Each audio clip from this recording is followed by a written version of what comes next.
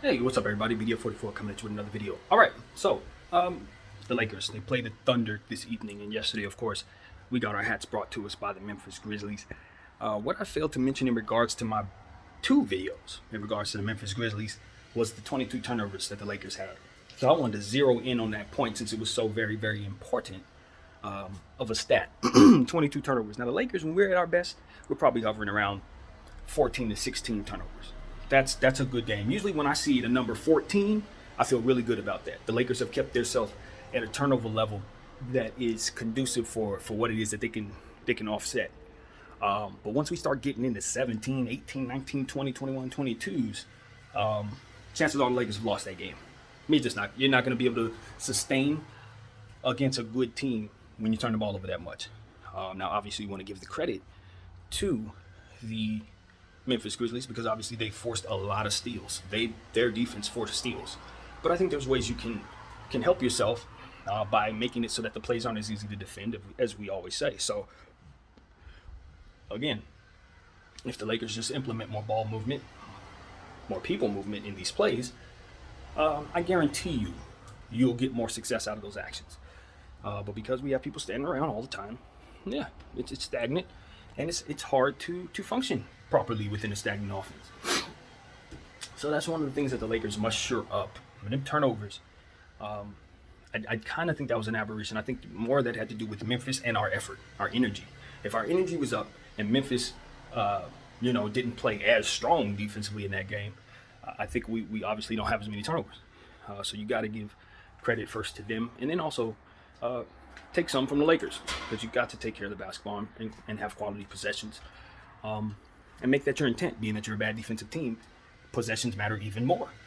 And so these are the type of principles that I just need Vogel. So we're back, Frank Vogel, to just implement them, put those things to use. If you know your team is bad defensively, you know you have trouble rebounding, you know that you want to go small. Going small, this is the attribute about going small that works in everybody's favor. You're faster. So when you go small and then you have them set up in a half-court offense where shooters are standing around and you're giving the ball to somebody on the block, not only are you undersized, putting yourself in a position to be easily defended, but also there's no movement to help offset the circumstances that are going to be thrown at you by the defense. You let them hone in on various different schemes, zones, and stuff like that, and they have success. You just need more back screens, more movement, more relocation around the three, all the stuff that we always talk about. Guys running from side to side, screens in the middle of the court, in the paint, just so guys can be rubbed off and run to the three-point line to catch and shoot. These are things that we need to do. We need to do these things. And if we run more of those things instead of stagnant stuff I'm referring to, you're going to see everybody play better.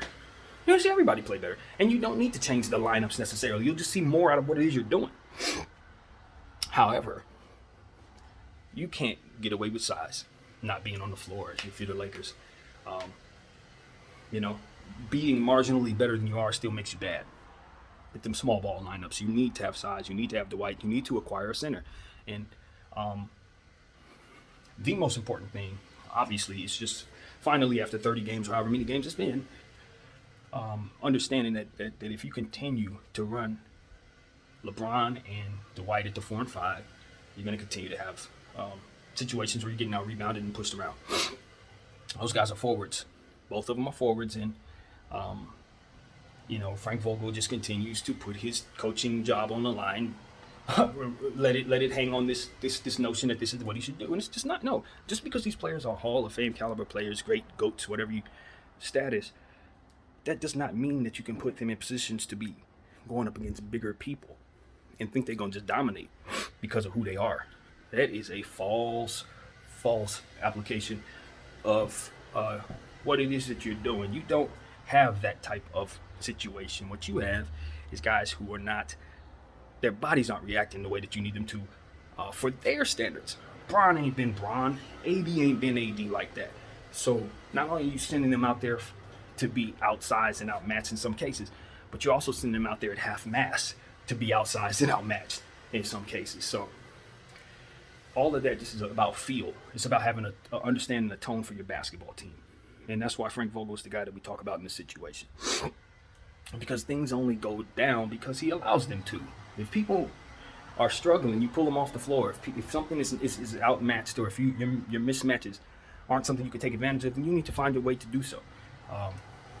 And we just don't. I saw situations in various games this year where, we have Anthony Davis at the top of the key with a guy like my height, or a little taller, of course, guarding him.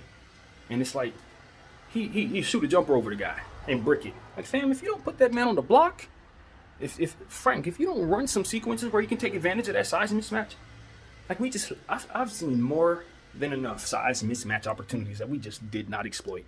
We just simply left those situations alone and maybe took a worse shot that had nothing to do with that exploitation of that size mismatch. And I just feel, man, where your head at? That's what I'm asking everybody on this team. Where's your head at?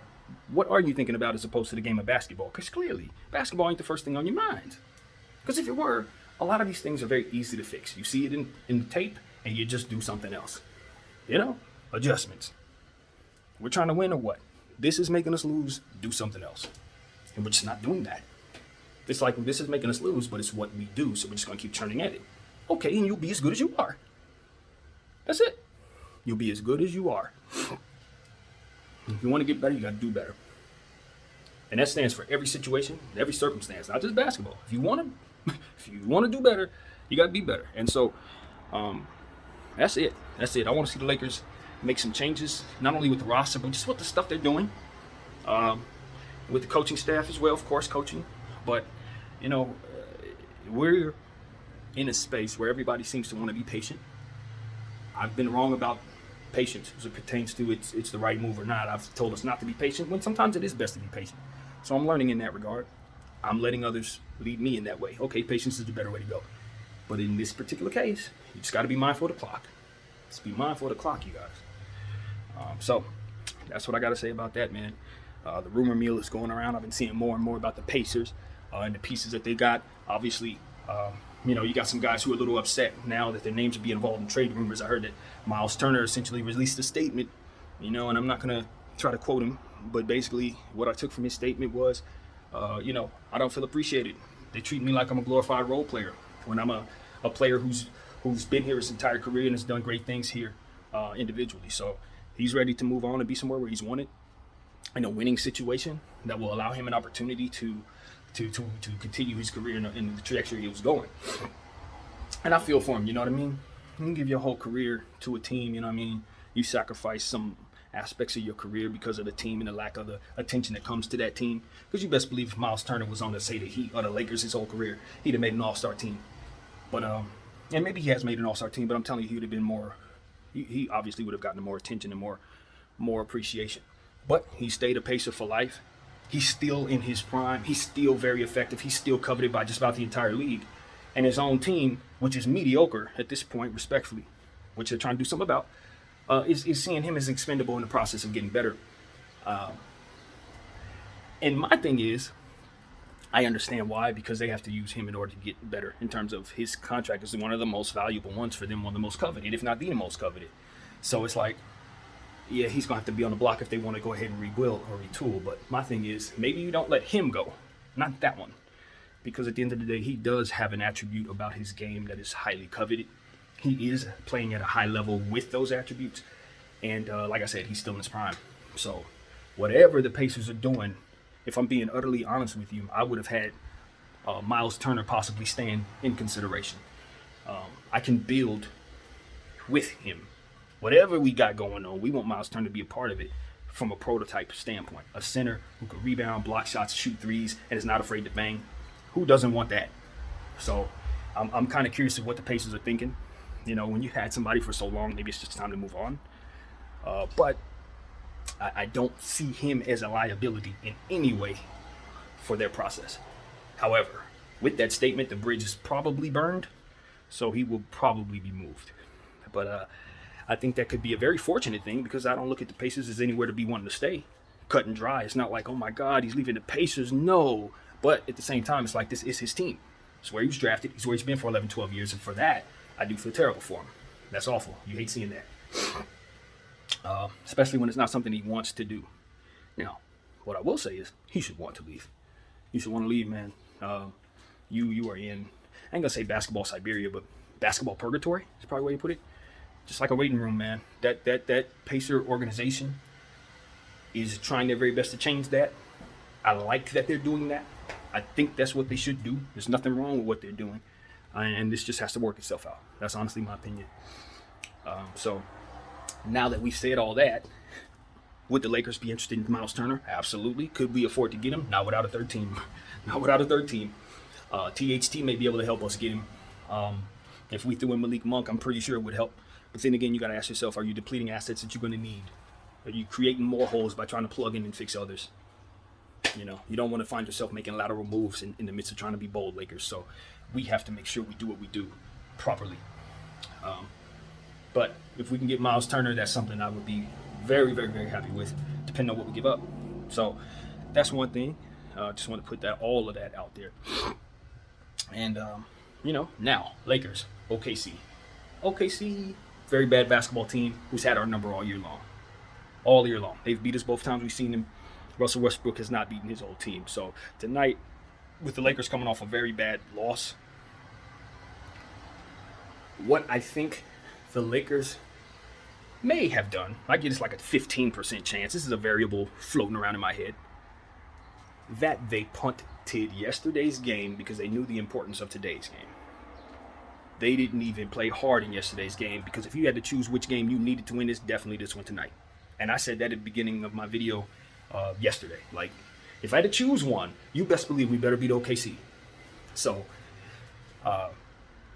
that's not something I'm very confident in terms of that variable, but it's one of them. You know, I could totally have seen them kind of just saying, we're not gonna really push it tonight because we got to win this OKC game and it's a back-to-back. So we'll see how they come out tonight. And then, speaking of the word variables, the possibilities are endless. They could come out and blow out OKC. They could come out and get blown out. They could have another triple overtime game. They could have one overtime game. It could go a myriad of different ways. And it really doesn't matter who's on the floor because the Lakers are most definitely going to, I don't want to say most definitely. That's a little too pessimistic. But they have in the past played down to their opponent very, very often, including last night, to say the least. Or made sure we go a little further under that so we can assure them the win. That's what it feels like to me. So I expect more of the same, unfortunately. Probably a close game with a bad team, Because quite frankly, as I've admitted last night, we are a bad team. We're not a decent team. We're not an average team. After last night, I'm convinced we're bad. And as I said, it's because good teams and decent teams and solid teams are able to carry momentum from previous games. We had been struggling. We snapped out of it against a very, very, very formidable Boston Celtics franchise. They're 500 too, but that's a big game. We showed up. We beat them. Probably weren't even expected to. So you would think that, okay, we're going to Memphis, no John Morant. Whatever momentum we took, even though we had to get on a plane and fly to Memphis, whatever that momentum was that we did in that last game, we should be hype. We should be confident. We should be feeling ourselves and knowing that we can do good things against Memphis. It looked like the Lakers came out with that mentality. But as Trevor Lane said, as soon as they got hit in the mouth, they folded like a lawn chair. I don't think he used a lawn chair reference, but as soon as they got hit in the mouth, they caved. And so that's what it really comes down to, man. The Lakers don't have no heart. Lakers don't have no heart. Defensively, they have issues that helps them in regards to blowing leads. But, when it comes down to getting angry and wanting to look yourself in the eye and say, I got to dig deep and get right, we only got like 2 or 3 players that's really doing that. We only got 2 or 3. The rest of them are just like, well, it's another loss, man. We'll get going. And I'll tell you something else. I don't like some of this losing habits that I'm seeing, man. Losing plays that initiate failure. There are ways. And growing up watching a great Laker team, growing up watching some of them great opponents that we were going up with against, like the Spurs and Miami and all these various teams I've watched, Golden State. When you see how basketball is actually supposed to be ran, and then you watch this team, you know that the plays that they're doing are going to initiate their failure. You're playing right into the defense's hands. You're playing right into the opponent's hands with some of the shot selection, early shot clock, 3-point shots, late game clock management nonsense, not valuing possessions down the stretch of basketball games. I see the Lakers time and time again down the stretch of a basketball game when like 2 minutes to go, they'll be down by 8, and they will completely and utterly do something that has zero chance of succeeding. Last night we had a situation like that, came down and jacked up an early 3-point shot with like 1 minute and 20 seconds to go. Like, those are losing plays. If you got a minute and 30 seconds to go, your most important aspect of what you're doing is controlling the clock. And the best way to control the clock is to make sure that whatever clock you're using is a quality possession. Controlling the clock is not jacking up a quick three and giving the ball straight back to the defense. That's not clock management. That's just rushing. There's a difference. You see what I'm saying? You're just rushing. You're not playing into to your own hands. You're playing into the defenses. You're giving them another opportunity to run the score up further with very little time left. That's what you're doing. So we need to start understanding our philosophies a bit better. When it's time to run 2-minute drills in practice, we need to get that aspect down straight. Because we play a lot of close games. And some of the stuff we do down these close games is why we find ourselves in double overtime, triple overtime, and all that crap. Because we don't know how to handle these last 2 and 3 minute increments when the game is not in our favor. When we are up against the wall, we do things to further nail ourselves against that damn thing. And that's what I'm noticing about these Lakers. That's why I say they're garbage as opposed to being average. Because these are losing habits. These are failing habits. These are habits that make it so that you can say you initiated your own failure. And unfortunately, I know a lot about that. I do. So I know it when I see it on the basketball floor. And I think, all in all, I've lost faith in them as it pertains to being willing to make changes. That's why I'm ready to just do some things differently, because I don't think that we have the brain trust in place to effectively make the right changes now. That's what I'm seeing. Just more repeated mistakes, as I'm saying. So, we're not good enough, of course. And that is the running theme thus far. That is it. Now, there's a lot of basketball left to play. There's a lot of basketball left to play, and there's a myriad of different variables that could take place in regards to our season, including us getting it together and going on a nice little 8-game winning streak at some point. All of that is just simply possible, but it ain't probable, and we're not doing the things that are going to put us in a position to actually see that happen. This is pie in the sky type talk right here, and that's the point. I think the Lakers are leaning on the pie in the sky crap. Oh, Carmelo's going to get it together. Bron's going to get it together. They're going to come together and they're going to blow the league out because those are Hall of Famers that have done it already. No. That's not the reality. The reality is they're going up against a bunch of young kids every single night, and they're getting their hats brought to them because their coach won't allow them to match up properly. That's what's actually happening. And because they don't have the defensive roster to actually peep anyone in front of them, it just makes it even worse, compounding their issues. That's actually what's going on. So we can sit here and do this rah-rah thing. You got to root for the Lakers. I'm always root for the Lakers. But I'm not going to give them any passes for mediocrity and failure. Not when I know we can do things about it to help ourselves. So that's what I got to say, man. Go Lakers. OKC, they're going to play hard against us. They have a lot of confidence against us. I'm not sure who all is going to be there tonight. I know SGA and Giddey were out in the last game. In the game that they got blown out by 75 against yesterday's Memphis team. I'm not sure if those guys will be back tonight. But you got to understand something about OKC. They're a very bad basketball team right now. They have a lot of players that you should be able to overpower. They got some guys down there that I think would have a real tough time if they had a poor shooting night in the YMCA. That's how bad they are. Like, seriously. So, if they're missing players, the excuse for us to lose the game doesn't exist. There's no excuse for you not being able to overpower those guys. Now, if Giddey and SGA is playing, it's a different story. Those guys are really, really good, and they are capable of making good things happen for that team. Guys like Lou Dort and Baisley and all those other guys, they're going to play better because of the presence of those two facilitating offensive players. Plus, Giddey's really good on the boards, man. So it's one of those situations where you're missing a lot when you miss those two guys for that particular young squad. So I don't know who's going tonight, so I'm not going to pretend to know. But what I will say is a lot will determine whether or not those guys are available. So that's that, man. Hopefully the Lakers can blow this team out. They're a bad team at the end of the day. They suck. Like, we suck, but they suck. So we got to get them tonight. This is a very important game. I feel like if we lose this game, depending on how that loss looks, if we look like we did last night, I do believe Frank is gone. I don't know that Jeannie's going to be able to hold that down in terms of waiting for the players to come back. She's saying she's going to do it, but there's something to be said for losing OKC 3 times in a matter of 2 months when they're the worst team, arguably, in the game. Just set the record, mind you, for the worst loss ever assembled. So, there you have it. That's my talk for this morning. My purple and gold doesn't waver. I bleed purple and gold no matter who's wearing it. But because of that, I take it very seriously, and I do not appreciate what's going on down there at all. So that's what I got, man. Hopefully we can turn some things around tonight, bounce back, and give us something to be proud about. My name is BDF44. Thank y'all for watching. I'm out.